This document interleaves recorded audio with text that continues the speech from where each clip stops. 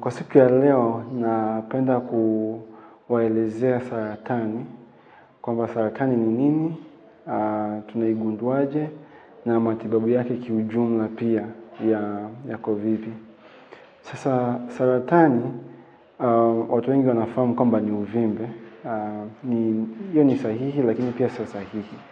So saratani yenyewe huanza kwenye seli zetu za mwili. Kwa hiyo sisi kama binadamu tuna mamilioni na mamilioni ya seli ambazo zinatusaidia kutengeneza huu mwili tulionao. Na ndani ya seli hizi kuna vinasaba ambavyo vinasaidia mwili pia kufanya kazi. So vinasaba vina taarifa ya namna mwili wako au mwili wetu unavyotakiwa kuwa, namna unavyotakiwa kufanya kazi na namna unavyotakiwa react na mazingira tulionayo. Kwa hiyo hizi seli hizi huwa zinazeeka na zinakufa. Kwa hiyo kuna seli mpya ambazo lazima zitengenezwe. Kwa hiyo kila siku kuna maelfu na maelfu ya seli ambazo zinatengenezwa, kumaanisha kwamba kuna mamilioni na mamilioni ya vinasaba ambavyo lazima zitengenezwe kila siku ili kuweza kuweka mwili wetu kwenye hali nzuri. Sasa vinasaba hivi vinavyotengenezwa au vinavyokuwa vinanakiliwa kutoka seli moja mpaka seli nyingine, kuna makosa ambayo yanaweza katokea kwenye kuhamisha taarifa hizi, na makosa haya mara nyingi huwa yanachangia seli ziwe mbaya. Sasa kwa kawaida kinga yetu ya mwili huwa inaweza kuona makosa haya ya vinasaba vilivyonakiliwa vibaya, kwa hiyo inaweza ikaiona vibaya na kuzirekebisha. Ikishindwa kuzirekebisha, vinasaba hivi vilivyo vibaya vinachangia uzalishaji wa seli ambayo ni mbaya, ni seli ambayo haipo kwenye hali nzuri. Kwa seli hizi ambazo ni mbaya zinapozalishwa zinaendelea kuongezeka kwenye mwili. Kama nilivyosema, kinga ya mwili inatakiwa ione seli hizi ambazo ni mbaya, kwa sababu sio seli za kawaida za mwili. Kwa kinga ya mwili itaziona na itazishambulia na kuziondoa kwenye miili yetu. Sasa kinga ya mwili inaweza ikazidiwa au inaweza isifanye kazi yake vizuri, na seli hizi ambazo zimenakiliwa vibaya kwenye vinasaba vikaendelea kuongezeka kwa wingi, vikaendelea kujizalisha, vikatafuta mishipa ya damu, vikatafuta virutubisho vingine na vikaendelea kukua, na hivyo kusababisha uvimbe au saratani. Kwa hiyo kwa namna hiyo saratani ndivyo inavyojitengeneza. Lakini pia kuna watu ambao wanarithi vinasaba ambavyo sio vizuri, yani defective DNA. Kwa vinasaba ambavyo vinaweza vikarithiwa ni vingi sana, ambavyo vinaweza vikasababisha saratani aina moja au aina nyingine kulingana na vinasaba ambavyo vimerithiwa. Kwa hiyo seli hizi kama nilivyoelezea zinavyokuwa kubwa na zikaanza kutengeneza uvimbe, hapo ndipo saratani zinapoanza kutokea. Kwa hiyo kuna stage 5 au makundi matano ya saratani ambayo tunayatambua. Kuna hatua 0 ama stage 0 cancer, ambayo basically ni saratani kwenye hatua ya awali. Kwa hizi ni seli ambazo ni seli mbaya ambazo zimeanza kujitengeneza, kujikusanya, lakini bado hazijatengeneza uvimbe mkubwa sana wa kuweza kuonekana kwa kawaida. Kwa hiyo ndio stage 0 cancer. Stage 1 cancer sasa mpaka stage 4 cancer, hii inategemea na aina ya saratani.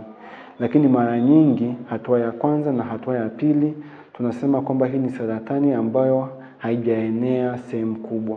Unakuta ni saratani ambayo bado ipo kwenye eneo lake husika. Kwa hiyo kama una saratani labda ya ziwa, utakuta saratani bado ipo kwenye ziwa. Kama ni saratani ya utumbo mkubwa, utakuta ni saratani ambayo bado ipo kwenye utumbo mkubwa. Kama ni saratani ya shingo la kizazi, utakuta bado saratani ipo kwenye mfumo wa uzazi pia. Kwa hiyo inakuwa ni stage ya kwanza na pamoja na stage ya pili, hatua ya kwanza na hatua ya pili. Hatua ya 3 na hatua ya 4, hizi tunaziita ni saratani ambazo zimeendelea kwa kiwango kikubwa sana.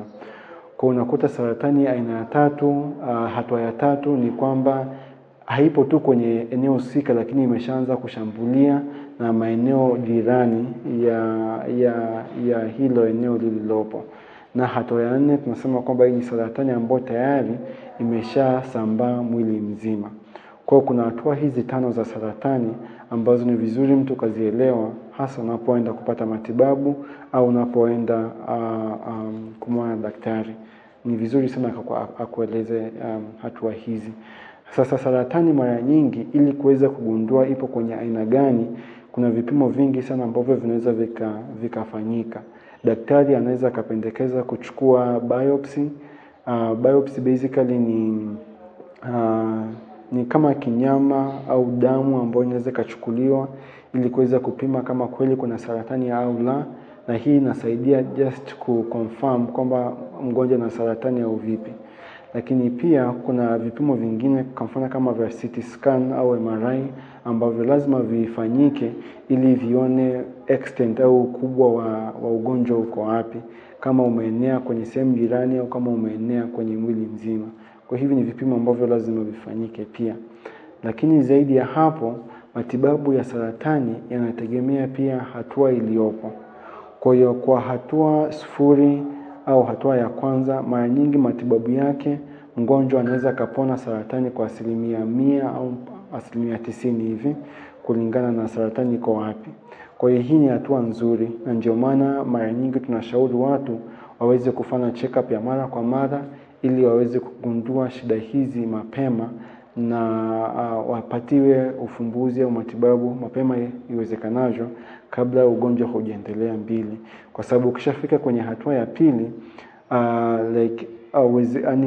hatua ya pili hapo, uwezekano wa kutibu saratani kabisa unapungua kutokea 90% 100% hapo, unaingia kwenye asilimia kama 60-70 hapo.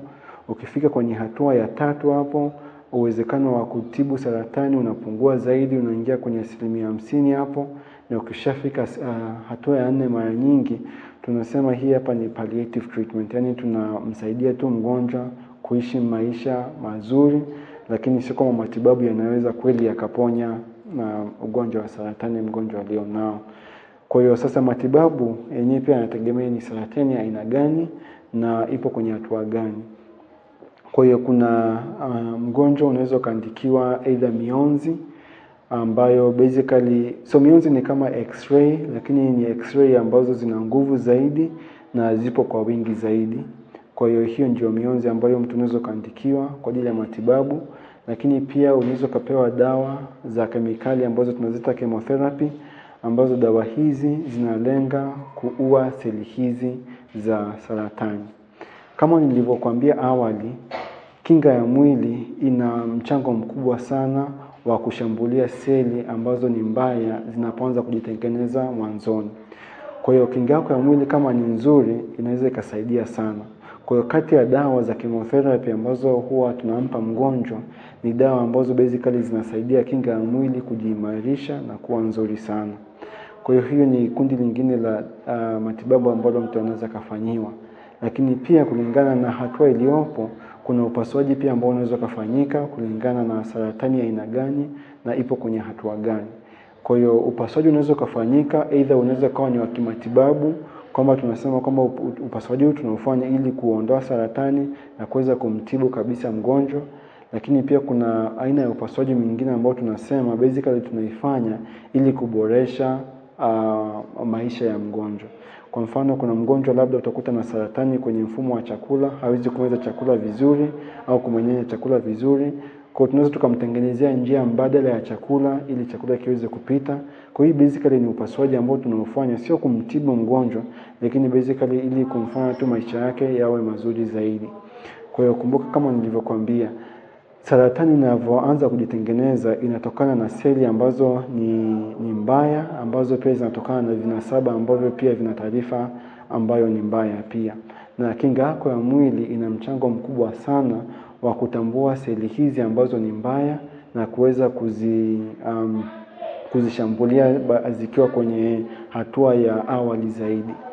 Kwa hiyo hakikisha kwamba unafanya vitu ambavyo vinaboresha kinga yako ya mwili, kama kula chakula sahihi, kufanya mazoezi ambayo ni mazuri, lakini pia kupunguza viwango vya pombe, matumizi ya sigara na stress na vitu vingine ambavyo vinaweza vikapunguza vikashusha kinga ya mwili kwa asilimia kubwa sana.